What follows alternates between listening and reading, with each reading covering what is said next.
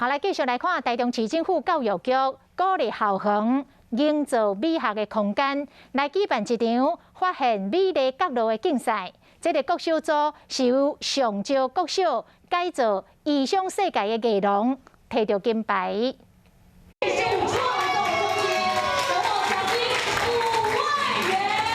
在国校代表见证下，台中市政府教育局颁发奖状，因拢是参加这摆发现水的角落竞赛学校，有26间国小加15间国中参加比赛。透过改造环境角落，和校园变甲真无共款。是大家一个共同的目标，让学校更美，更爱这个学校。这摆评选以营造美感情景，结合课程需求、应属经营加典范楷模4大指标伫拍分数，其中安和国中是得到国中组的金牌，国小组的金牌得主是上招国小。 那我们这一次把一个楼梯间改造成一个异想世界太阳能艺廊，那让这个整个